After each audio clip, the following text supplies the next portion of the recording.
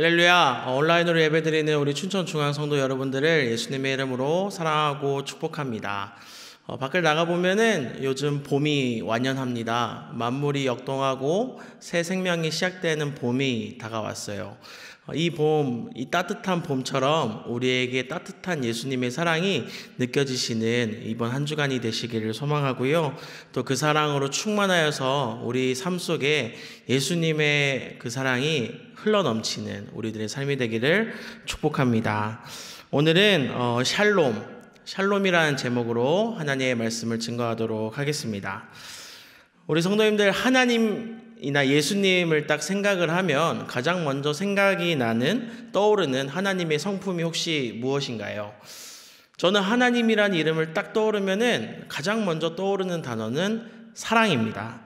하나님은 사랑이시라. 하나님께서는 우리에게 사랑을 주시는 분이시라는 것을 항상 기억하게 되죠. 사랑의 눈빛으로 나를 이렇게 안아주시고 이 봄과 같은 따뜻한 마음으로 나에게 은혜를 주시는 분, 그분이 바로 우리 하나님이 아니실까 생각이 됩니다. 그래서 항상 이 말씀을 붙잡습니다. 요한일서 4장 16절에 하나님은 사랑이시라. 하나님은 사랑이시라. 나에게 사랑을 주시는 분이 우리 하나님이십니다 라고 고백하는 그런 시간을 가지게 됩니다. 특히 요즘은 봄이라서 많이 따뜻하지요. 물론 오늘은 바람이 많이 불지만 이렇게 따뜻한 봄 기온을 느낄 때마다, 그리고 꽃이 아름답게 필 때마다 하나님이 이 땅을 참 사랑하시고 나를 너무나도 사랑하셔서 참 아름다운 것들을 예비해 두셨구나라는 생각을 항상 하게 됩니다. 믿음, 소망, 사랑, 그 중에 제일은 사랑이라. 하나님께서 사랑이라고 말씀하셨죠. 이 생각이 항상 많이 드는 요즘이 아닐까 생각이 됩니다. 이 사랑이라는 단어를 딱 떠오르시면은 어떤 마음이 드시나요? 사랑이라는 생각만 해도 이렇게 설레는 표정이 드시는 것들을 가끔 경험해 보시지 않나요? 드라마라든지 영화라든지 아니면 TV 프로그램이라든지 책이라든지 모든 것들을 살펴보면은 사랑 이야기가 아닌 것들이 없었습니다. 이 사랑에 대한 이미지는 너무나도 다양합니다. 어떤 사람들은요, 정열적이고 강력한 사랑, 열정적인 사랑, 뜨거운 사랑, 이런 사랑도 있고, 또 설렘이 가득한 그런 사랑도 있고, 또 희생하는 그런 사랑, 헌신하는 사랑의 표현도 있었죠. 또 가까워지려고 노력하는 그 애틋함에 대한 사랑도 분명히 있습니다. 그리고 간혹 가다가는 사랑을 위해서라면 과감하게 무엇이든지 하는 그런 사랑도 있지요. 사랑은 모든 허다한 죄도 덮고 모든 상황과 환경도 덮어버리는 게 사랑입니다. 아무리 높은 벽이 있다 할지라도 그 벽을 뚫고 가는 게 사랑이고, 아무리 고난과 역경, 힘듦이 찾아와도 그것을 이겨내는 힘을 가져다 주는 게 사랑입니다. 그래서 이 사랑에는 극복하는 힘이 있습니다. 사랑하는 사람을 위해서라면 한 걸음에 아무리 먼 거리를 할지라도 한 걸음에 내닿는 것들을 볼 수가 있어요. 예를 들어서 유럽에 사는 사람과 미국에 사는 사람이 서로 사랑한다. 그럼 거리가 문제가 될까요? 안 되더라고요. 견우와 직녀를 보면 그들은 1년에 한 번 만나는 사랑이라 할지라도 불타고 애타고 애틋한 것을 볼 수가 있죠. 또 거리뿐만이 아니라 나이 차이도 극복하게 합니다. 어떤 목사님이 어떤 친구가 40살이 되는 어떤 친구와 40살이 되는 친구와 20살이 되는 어떤 친구가 이렇게 사랑해서 결혼하는 그런 커플들도 제가 한번 본 적이 있습니다. 나이 차이도 사랑 앞에서는 극복할 수 있는 대상이 되는 것이죠. 또 로미오와 줄리엣과 같이 신분의 차이도 사랑은 극복하게 하는 힘을 줍니다. 아무리 내 신분이 천하고 그의 신분이 높다 할지라도 사랑은 이 모든 내 눈에 보이는 어려운 것들, 힘든 것들, 방해하고 낙담하게 만드는 모든 것들을 이겨낼 수 있는 힘, 이겨내게 하는 힘, 극복하게 하는 그 힘을 우리에게 주는 것이지요. 사랑만 있으면 모든 것을 극복하게 됩니다. 사랑에는 힘이 있습니다. 사랑만 있으면 항상 함께 할 수 있습니다. 우리 교회가 지난 4월 12일 날 부활주의를 계기로 온라인과 오프라인을 병행하면서 예배를 드리고 있습니다. 부활주일의 기쁨과 참 의미를 생각하면서 또 우리에게 허락된 그 부활의 기쁨을 누리시면서 부활의 복음이 우리의 삶 가운데 찾아오는 은혜가 있기를 원하고요. 그 부활의 복음을 통하여서 내 안에도 사랑의 힘이 샘솟는 것들을 경험하는 우리 모든 성도님들 되시기를 축복합니다. 부활의 메시지는 사랑입니다. 예수님께서 십자가에서 죽으시면서 자신의 사역을 다 이루었다 말씀하시면서 돌아가시는 모습을 볼 수가 있습니다. 십자가에서 달리셔서 예수님께서는 죽으셨고요. 자기가 말씀하신 대로 피와 물을 쏟으시고 또 다리가 꺾인 채 무덤에 장사되십니다. 아무 죄 없으신 예수님께서 죄투성이인 우리의 죄 때문에 십자가에 달려서 죽으시는 그 모습을 보면 우리들은 그 사랑의 확실한 증거를 될 수 있게 됩니다. 사도 바울이 이렇게 고백합니다. 로마서 5장에 보시면 하나님께서 우리에 대한 자기의 사랑을 확증하셨느니라. 십자가의 사랑은 하나님께서 우리에게 그 사랑의 확실한 증거고 완성이라고까지 표현될 수 있는 사랑으로 나타나게 되고 또 적극적인 가장 극적인 표현이 바로 이 십자가의 사역입니다. 그러면 이 십자가로 사실은 사랑이 끝나면 되는 것인데 왜 예수님께서는 부활하셨을까요? 이 죽음에서부터 시작되고 완성된 사랑이 우리들에게 사랑으로 또한 다른 메시지로 찾아오기 때문입니다. 이 죽음에서 시작된 예수님의 사랑은 부활을 통해서 완성이 됩니다. 예수님께서 십자가에서 돌아가시고 3일 뒤에 우리가 모두가 기뻐할 수 있는 부활을 보여주셨고 부활하신 생명을 보여주셨고 승리를 보여주신 게 예수님이시죠. 부활은 생명입니다. 부활은 승리입니다. 또 사망 권세의 굴복이고요. 예수 그리스도의 영광입니다. 기쁨입니다. 감격입니다. 우리의 영원한 소망이 되시는 분이신 줄로 믿습니다. 그래서 예수 그리스도의 부활은 하나님 나라의 도래요. 하나님 나라의 완성이고 우리가 마땅히 전해야 할 복음인 줄로 믿습니다. 이 예수님의 부활이 우리에게 은혜와 감격으로 찾아오게 되는데요. 예수님께서 이렇게 감격적인 부활을 딱 하시고 나서 예수님께서 부활을 하시고 난 그날 아침 6월절이 지난 그날 아침 그 다음날 아침 그러니까 지금으로 따지면 주일 아침이죠. 그날 아침에 예수님께서 부활하셨을 때 과연 예수님께서는 제일 먼저 무엇을 하고 싶으셨을까 생각을 한번 해보게 됩니다. 예수님께서는 부활을 하신 바로 다음날 바로 그 부활 다음에 무엇을 하고 싶으셨을까? 만약 내가 예수님이었으면 무엇을 했을까라고 생각을 해왔습니다. 그때 저는 만약에 제가 예수님이었다라고 한다면 저는 나를 죽였던 유대인들과 바리새인들에게 복수하고 싶은 마음이 있었을 것 같습니다. 이것 봐라. 너희들 내가 거짓이라고 했지만 내가 이렇게 부활했다. 내가 진짜 그리스도고 내가 진짜 메시아다. 너희가 잘못됐고 나는 이제 승리할 것이다. 나는 이 하나님 나라를 완성할 것이다 라면서 그들을 혼내키기도 하고 복수하는 마음이 제 안에는 크지 않았을까 싶습니다. 나를 손가락질했던 너희들, 나를 욕했던 너희들, 나를 못 박으려고 했던 너희들, 나를 한번 봐라. 어떤 마음이 드느냐 하면서 자기 자신을 막 이렇게 드러내고 부활의 육체를 막 보여주고 싶으셨을 것 같습니다. 또 제가 만약에 예수님이었다면 힘을 보여주고 싶었을 것 같습니다. 세상의 모든 권세의 주인이신 그 예수님, 또 사망 권세, 그 누구도 이길 수 없었던 사망의 권세를 깨트리셨던 예수님이기 때문에 이것 봐라, 나에게는 능력이 있고 힘이 있다 하면서 그 모든 만물들을 자기 아래로 두고 모든 만물들이 하나님께만 찬송할 수 있도록 그런 시간을 마련을 하지 않았을까 생각이 들고요. 또 예수님께서 예루살렘으로 들어가실 때도 그냥 터벅터벅 들어가시는 게 아니라 수많은 군대를 이끌고 하나님의 군대를 이끌고 아니면 아름다운 꽃마차를 타거나 아니면 수많은 무리들을 데리고 아니면 성경에서 예언한 대로 백마를 타고 예루살렘으로 이렇게 입성하면서 지금은 방송국이 있는데 방송국이 나타나서 뉴스로 나 부활했다 막 이렇게 자랑할 것 같은 느낌이 들었습니다. 부활에는 그만큼의 감격과 능력이 있는 거니까요. 제가 이렇게 생각을 하다 보니까 이게 다 사람의 방법이라는 것을 깨닫게 되었습니다. 내가 승리하기만 하면, 내가 이기기만 하면은 나 자신을 스스로 높이려고 하는 게 사람의 방법이더라고요. 나 스스로 이것 봐, 나 대단하지 않아? 하면서 자기 자신을 뽐내는 것.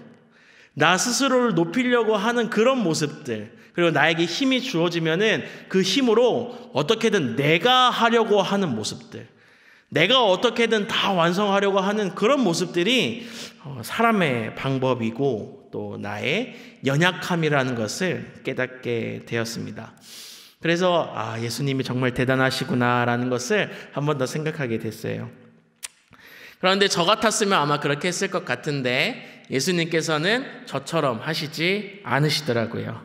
예수님께서는 부활하시고 나서 바로 부활의 복음을 통해서 예수님이 필요한 사람들에게 찾아가시는 것을 가장 먼저 하고 계십니다. 예수님의 부활의 복음이 필요한 사람들, 부활의 메시지가 필요한 그 사람들에게 예수님은 가장 먼저 찾아가셨습니다. 부활의 복음은 모든 것을 압도하고 강력하게 이겨내고 다 누르고 다 짓밟고 이기고 승리하는 그런 복음만이 부활의 복음이 아닙니다. 부활의 복음은 그 예수님을 사랑하는 사람들에게 주는 평안의 복음이었고 사랑의 복음이었습니다. 예수님이 죽으시는 그 순간에, 예수님께서 십자가에 달려서 죽으시는 그 순간에 내가 모든 것을 다 내려놓고 따르기로 작정했던 나의 스승이, 내가 따르기로 결심했던 그 스승이 십자가에서 달려서 죽는 모습을 본 제자들, 그리고 수많은 예수님을 따르던 사람들, 그 사람들의 상실감은 어땠을까? 그 사람들은 어떤 아픔과 슬픔을 품었을까?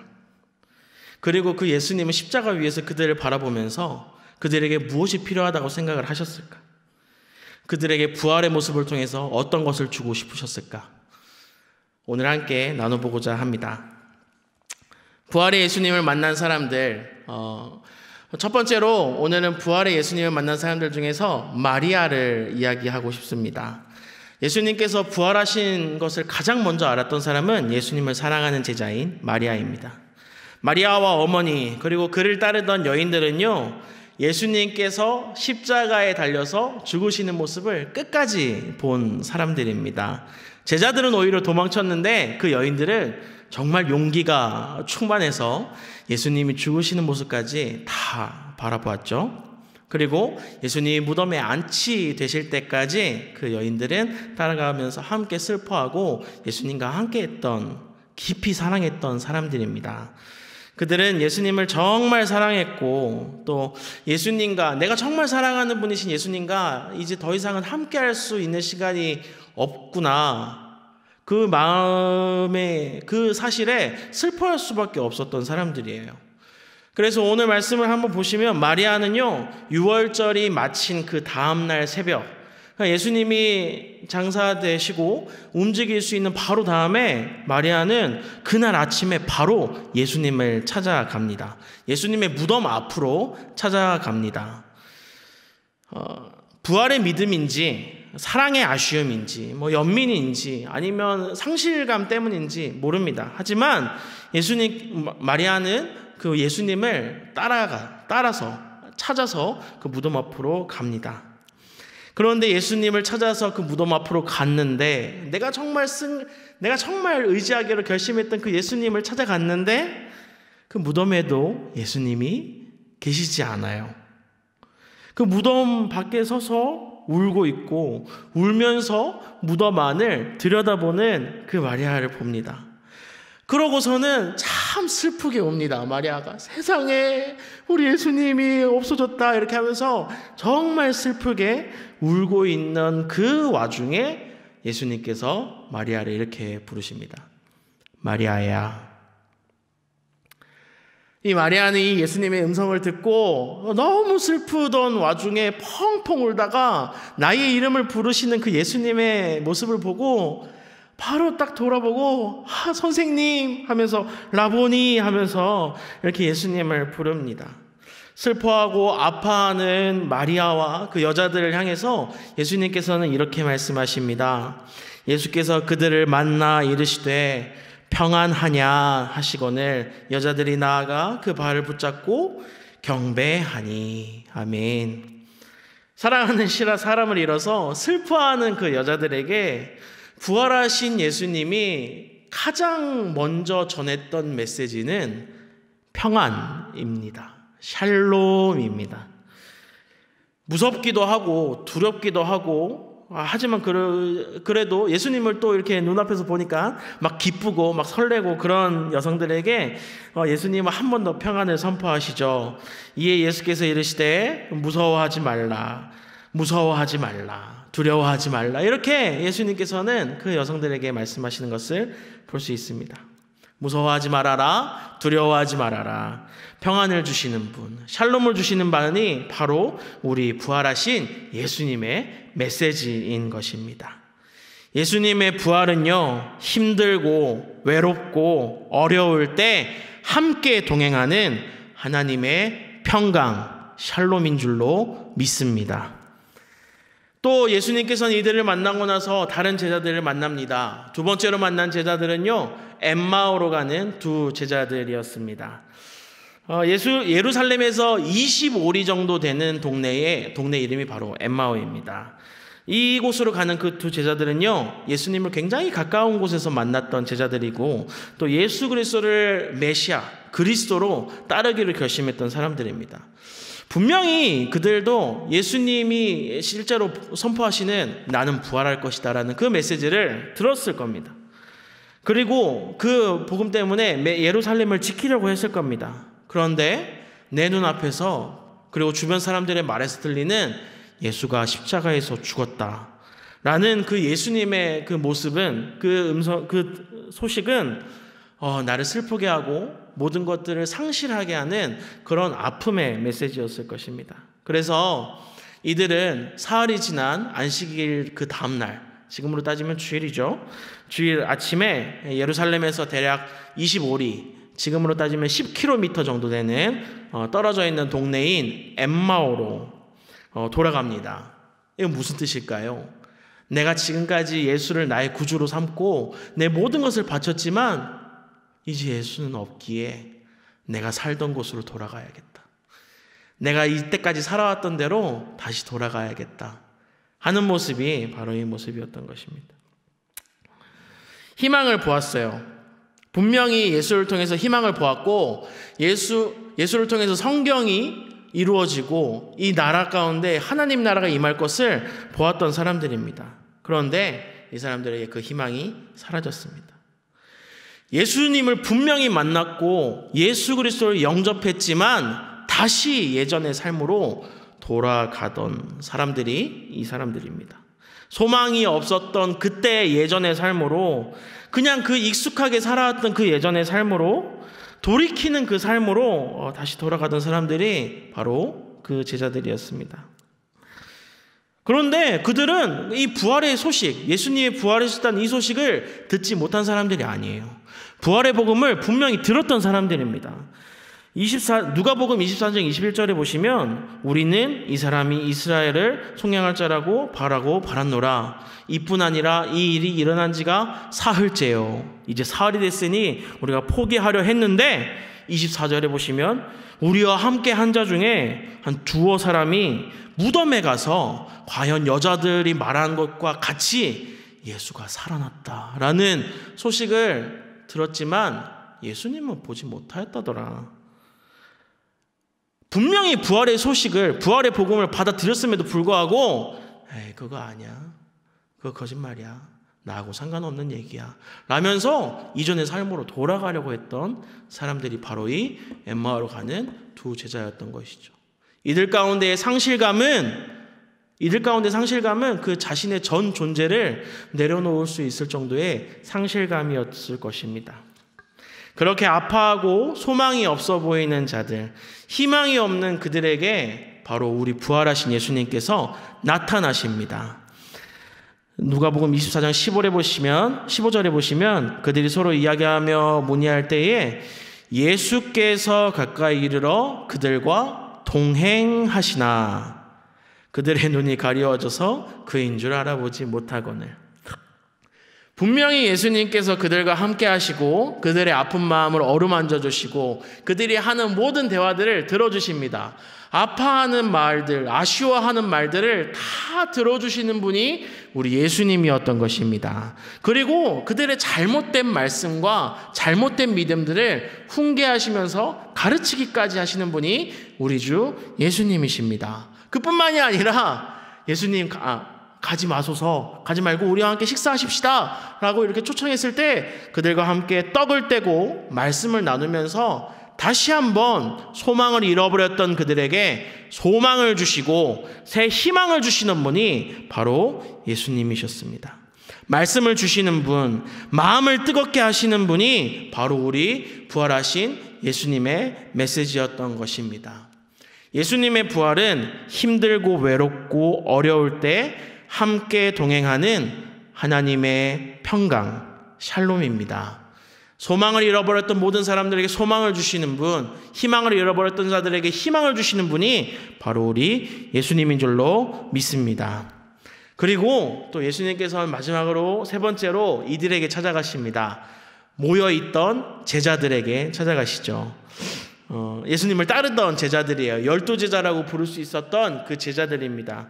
모든 인생을 걸기로 작정했던 그 스승이 잡혀서 체포돼서 이렇게 십자가형을 받는 것을 보았던 제자들, 이들은 지금 이 본문 속에서 무엇을 하고 있습니까?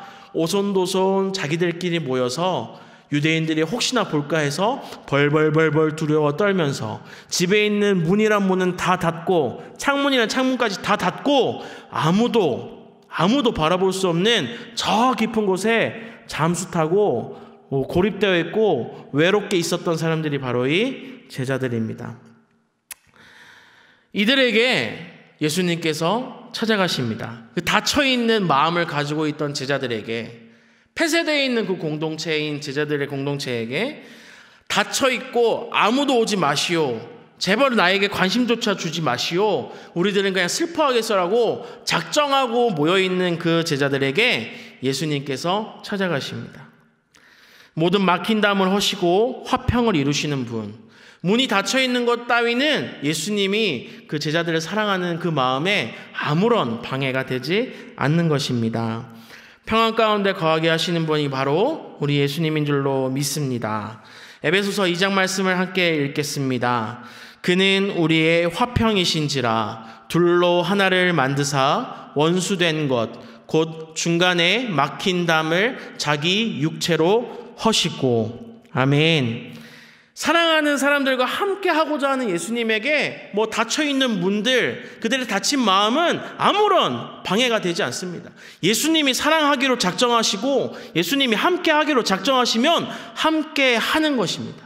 모든 막힌 담을 여시고 내 안에 닫혀있는 빗장들을 다 여시고 하나님이 내 안에 찾아오시는, 그래서 그 마음 가운데 평안, 샬롬을 주시는 분이 바로 우리 예수님, 나와 함께하기로 작정하신 분이 바로 우리 예수님인 줄로 믿습니다.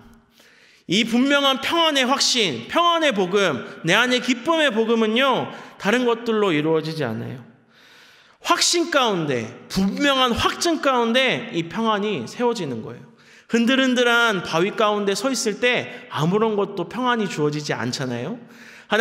예수님께서는 분명한 확증으로 이 제자들에게 평안을 주시기 위해 노력하십니다.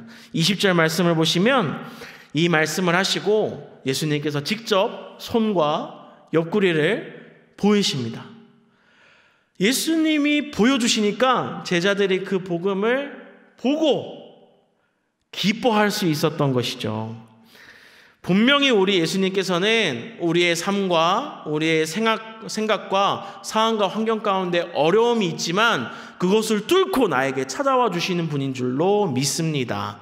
그리고 그 가운데에서 내가 내 눈을 보았을 때는, 나의 눈으로 보았을 때는 두렵고 떨리지만 하나님의 능력으로 보았을 때는 분명한 확신 가운데 서게 하시는 분이 바로 또 우리 예수님인 줄로 믿습니다.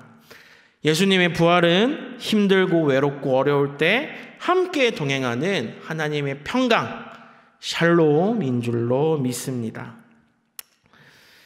예수님의 부활은 우리와 함께 하고자 하는 예수님 사랑의 완성입니다.